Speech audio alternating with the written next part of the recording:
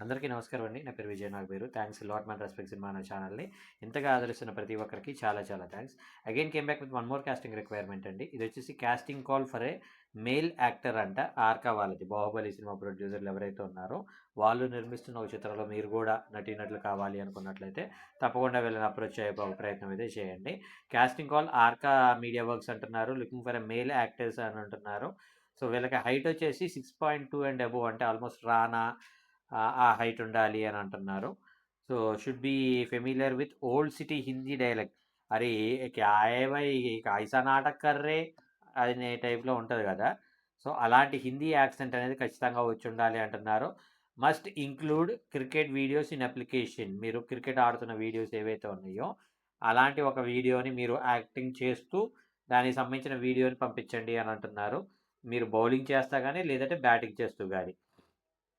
So మీరు వేరేని approach అవ్వాలి అనుకున్నట్లయితే వీళ్ళ కాంటాక్ట్ డీటెయిల్స్ అనేవి నేను మీకు చెప్తాను. దానికంటే ముందు మన సబ్స్క్రైబర్లు అడిగిన ప్రతి ప్రశ్నకి సమాధానం చెప్పడం అనేది మన బాధ్యత కాబట్టి మన సబ్స్క్రైబర్ ఏమడిగారు అంటే సార్ ఇప్పుడు సినిమాలు ఫర్దర్గా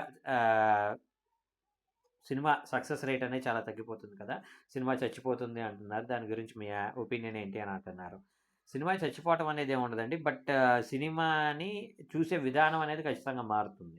ఇప్పుడు ఫర్ ఎగ్జాంపుల్ ఎందుకు మారుతుంది అంటే రాసి పెట్టుకోండి. నేను ఆల్రెడీ ఇంతకుముందు చాలా వీడియోస్లో చెప్పాను, మళ్ళీ ఇందులో చెప్తున్నాను. నెక్స్ట్ ఒక 3 ఇయర్స్లో మనకి థియేటర్ అనేది ఉండదండి. 2030 కల్లా మీకు థియేటర్ అనేది ఉండదు. థియేటర్ అనే దాంట్లోకి ఎవరెవరు వెళ్తారు అంటే ఒక మోర్ దాన్ లైఫ్ అనే కొన్ని సినిమాలు ఉంటాయి. కైండ్ ఆఫ్ 'బాహుబలి' కావచ్చు, 'కాంతార' కావచ్చు, 'పుష్ప' కావచ్చు, 'మగధీర' కావచ్చు. ఇలాంటి కొన్ని సినిమాలు ఏవైతే ఇప్పుడు రాబోయే 'వారణాసి' కావచ్చు. ఇలాంటికి వాటికి మీకు థియేటర్ ఉంటుంది. అంతే తప్పించి మిగతా వాటికి మీకు థియేటర్ ఉండదు. ఎందుకంటే ఇప్పుడు లోవర్ మిడిల్ క్లాస్ అనేవాళ్ళు చాలా తగ్గిపోయారనుకున్నట్లయితే, పూర్ అనేవాళ్ళు చాలా తగ్గిపోయారనుకున్నట్లయితే, మనకి మిడిల్ క్లాస్ వాళ్ళందరూ కొంతలో కొంత బెటర్ అయ్యి అప్పర్ మిడిల్ క్లాస్కి వెళ్ళిపోయారు. అప్పర్ మిడిల్ క్లాస్ అంటే ఏంటి? ఒక సొంత ఇల్లు ఉండి, వాళ్ళకి ఒక కారు ఉండి, వాళ్ళకి కావాలి అంటే నెలకు ఒక ₹1,00,000 వరకు మంత్లీ ఖర్చు పెట్టుకోగలిగే వాళ్ళు అప్పర్ మిడిల్ క్లాస్ అనుకుందాం. అలాంటివి ఉన్న వాళ్ళందరూ ఏం చేశారు అంటే హోమ్ థియేటర్స్ కట్టేసుకున్నారు. హోమ్ థియేటర్స్ కట్టేసుకొని స్క్రీనింగ్ పెట్టేసుకుంటున్నారు. క్యూబ్ నుండో వాటి నుండో మంత్లీ పేమెంట్ ఇచ్చేసి డైరెక్ట్ సినిమా అనేది వాళ్ళ ఇంట్లో టెలికాస్ట్ అయ్యేలాగా కూడా చూసుకుంటున్నారు. అంటే ఫర్ ఎగ్జాంపుల్ వాళ్ళు ఓన్గా ఒక థియేటర్ అనేది ఇంట్లో కట్టేసుకుంటున్నారు కాబట్టి దానికి సంబంధించిన ఎవ్రీ వీక్ ఏవేవైతే సినిమాలు రిలీజ్ అవుతాయో వాళ్ళు ఇళ్లలో పెట్టుకుని చూసుకోగలుగుతారు. సో అలాగా జరుగుతూ ఉంది. సో అలాంటి ఒక పర్టికులర్ సినారియోలో వీళ్ళు వచ్చేసి మళ్ళా ఏమంటారు థియేటర్కి వచ్చి చూస్తారా అంటే అది జరగదు. ఇంకొకటి థియేటర్ అనేది మనకి ఎప్పుడు కన్వీనియంట్గా ఉంటుంది అంటే నేను అనుకున్న బడ్జెట్లో నేను సినిమా చూసేసుకొని రాగలిగినప్పుడు. ఫర్ ఎగ్జాంపుల్ నాకు ఇక్కడ అమీర్పేటలో సత్యం థియేటర్ అని ఉండేది. ఆ సత్యం థియేటర్కి వెళ్తే నేను ఇనీషియల్గా నాకు గుర్తున్నంత వరకు ₹10 టికెట్ ఉండేది. ₹10 టికెట్ ఇనీషియల్గా ఉండి ఆ తర్వాత ₹30 కొంచెం ఉండి ఆ తర్వాత ₹50 ₹70 హైయెస్ట్ ఉండేది. నాకు సరిగ్గా గుర్తులేదు. మోర్ దాన్ 15 ఇయర్స్ అవుతుంది అనుకుంటా. సో అప్పుడు నాకేంటి అంటే నేను ఎక్కడ కూర్చున్నా కానీ సినిమా చూడటమే కదా అనే ఒక ఇదితోటి నేను ₹10 పెట్టి టికెట్ కొనుక్కొని ₹20 పెట్టి స్నాక్స్ కొనుక్కొని ఒక ₹20 పెట్టి కూల్ డ్రింక్ కొనుక్కొని, నాకు ఎప్పటికీ బాగా గుర్తు అది కూల్ డ్రింక్ ఎలా చేసేవాడంటే మనకు పెద్ద సీసా ఉంటుంది కదా, ఆ సీసా ₹20 సీసా ఏదైతే ఉందో ఆ సీసాని ఇంత పెద్ద గ్లాస్ ఉండేది. అంటే ప్లాస్టిక్ గ్లాసు. ఆ ప్లాస్టిక్ గ్లాస్‌లో బాగా షేక్ చేసేసి అందులో పోసేవాడు. షేక్ చేసి పోయటం వల్ల ఏంటి కింద నురగొచ్చేసేది కాబట్టి వాడి గ్లాస్‌లో ఇంత మిగిలేది. అయన్నీ ఒక ప్రతి 10 మంది మీద అంటే ప్రతి ఒక నలుగురి మీద మళ్ళా ఒక గ్లాస్ తయారైపోయేది. అది వాడు తాగడం, ఎవడో ఒకడికి సర్వీస్ చేయటం అలా జరిగిపోయేదనమాట. సో, అంటే వాడు అందులో మిగిల్చుకోవటం లాంటివి చేసేవాడు. సో, నాకు ఒక ₹50లో నేను సినిమా చూడగలను. నెక్స్ట్ నాకు కావాల్సిన పాప్‌కార్నో, సమోసానో కొనుక్కోగలను. మళ్ళా ఒక ₹20 ఏమంటారు కూల్ డ్రింక్ తాగగలను. నేను అనుకున్నయి మొత్తం ₹50లో అయిపోతాయి అనే ఒక ఇదితోటి నేను అమీర్పేట సత్యం థియేటర్‌కెళ్ళేవాడిని. ఐయామ్ స్పీకింగ్ అబౌట్ 20 ఇయర్స్ ఇండస్ట్రీకొచ్చిన కొత్తలో.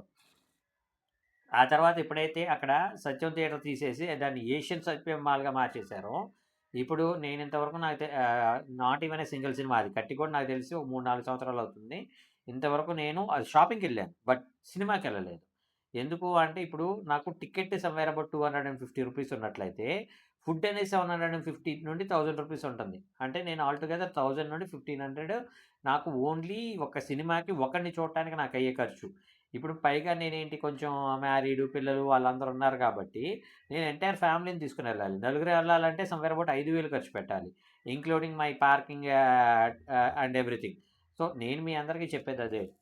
ఇక్కడ సినిమా అనేది మనకి నాట్ ఓన్లీ సినిమా ఏదైనా గానీ ఎంటర్‌టైన్‌మెంట్ అనేది మన బడ్జెట్‌లో ఉన్నట్లయితే దానికి రీచ్ అనేది ఎక్కువగా ఉంటుంది.